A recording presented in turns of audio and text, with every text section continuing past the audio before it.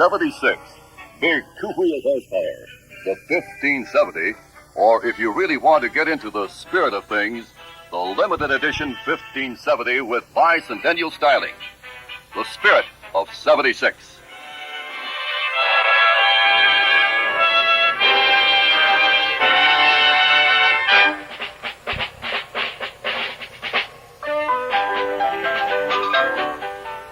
Your first inclination might be to compare the 1570 to the 1370.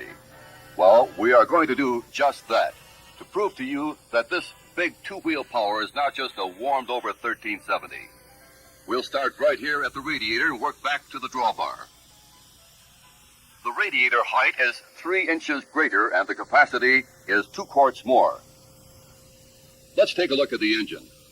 It's a 504 all right, but a hybrid of the ones used in the 2470 and 2670. You know what they say about hybrids. They're more vigorous than their parents. The cylinder head and 17-millimeter nozzles are the same as the 2670. So is the head gasket. It has the lighter fire rate. The sleeves are hardened like the 2670. The rated engine speed is 2100 RPM. Big power requires a free-breathing engine, so the entire intake system is new. Notice we've even moved the pre-screener outside of the hood to make sure there are no restrictions. As you can see, this 504 is truly a hybrid.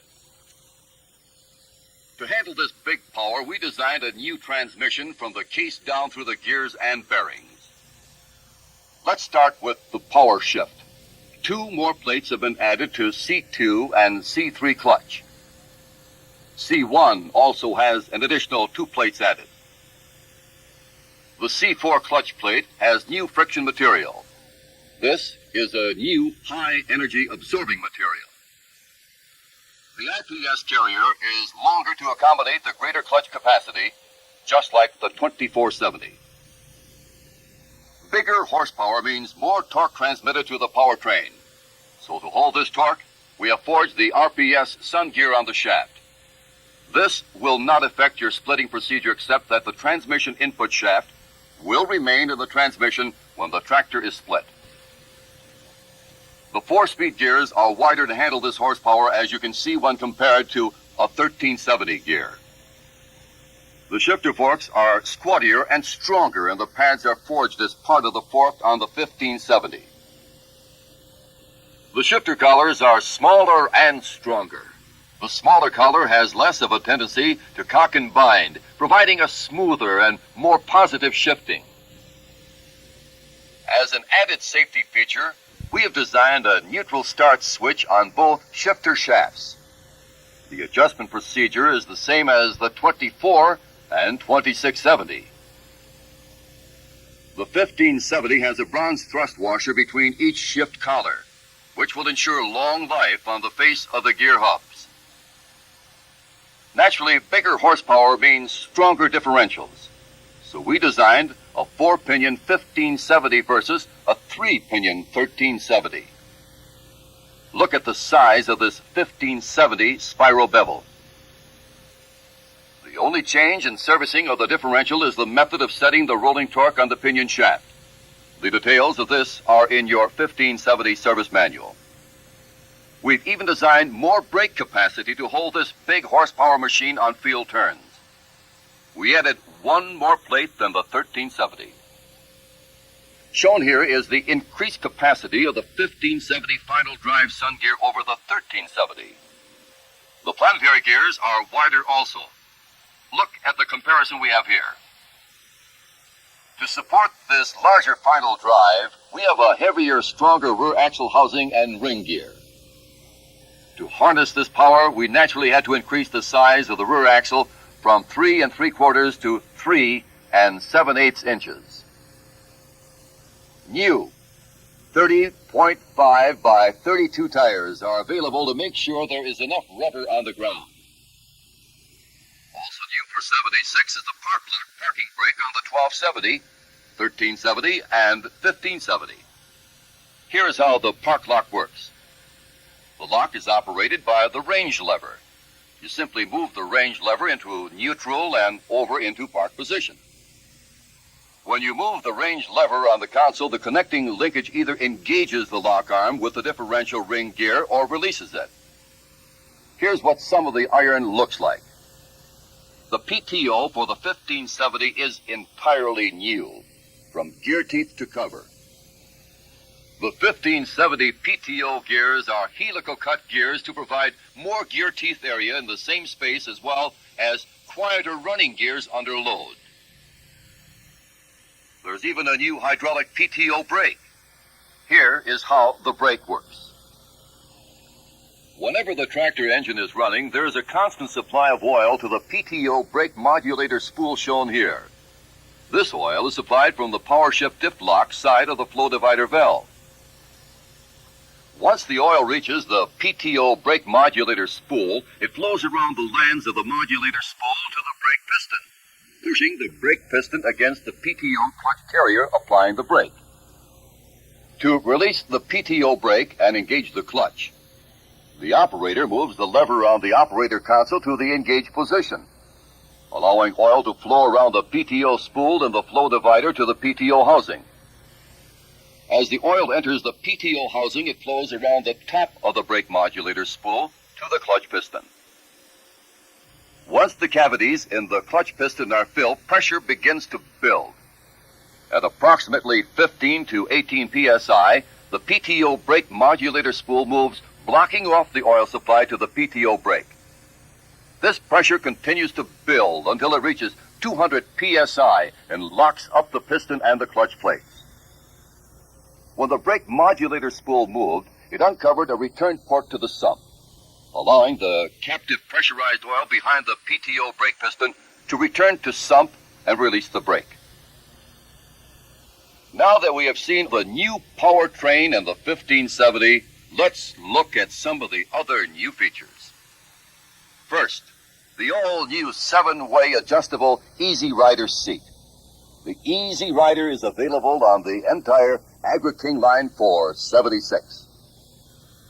The 7 operator adjustments are: the back tilts plus or minus 5 degrees, the arm rest pivot up or down,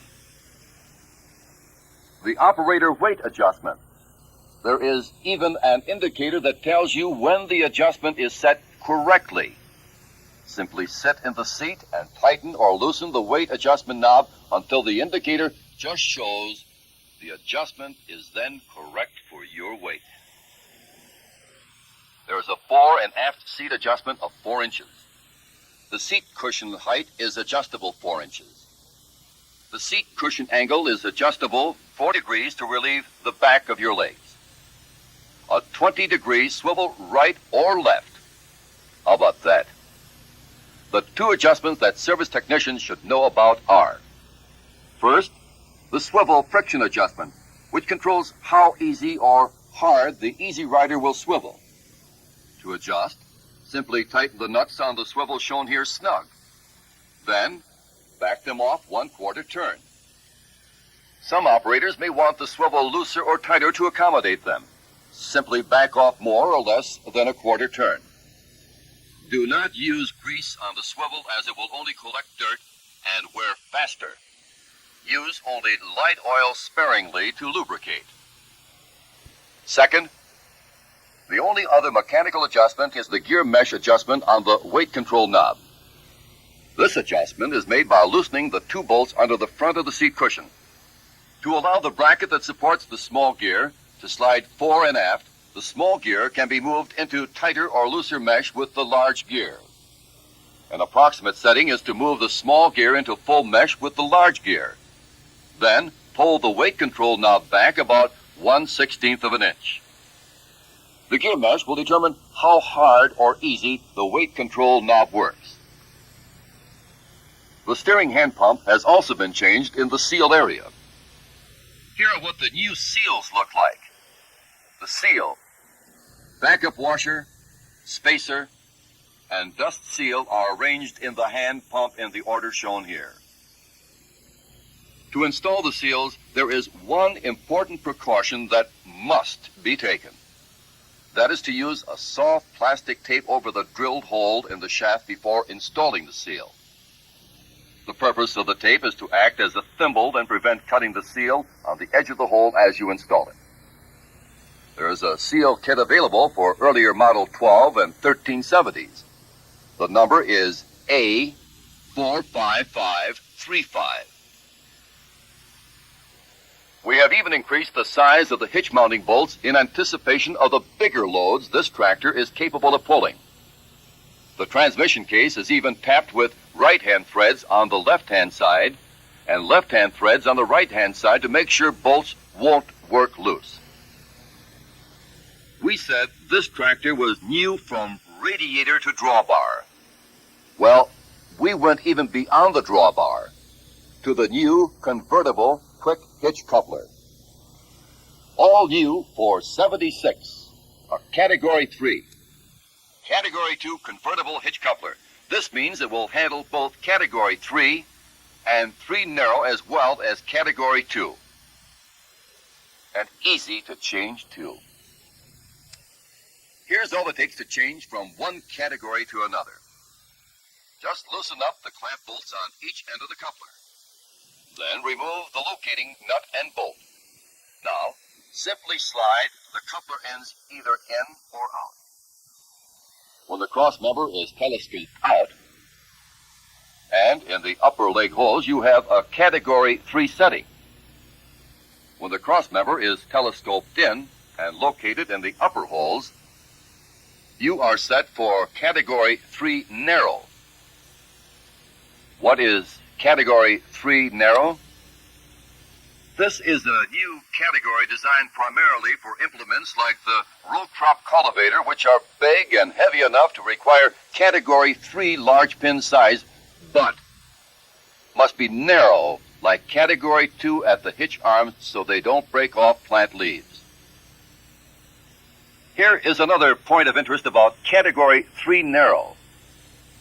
When hooking up to Category 2 implement, if it has high mast holes to hook up to, you can raise the implement further off the ground if you use the Category 3 narrow position rather than Category 2. The Category 2 position is obviously with the cross member telescoped in and using the lower set of holes in the legs.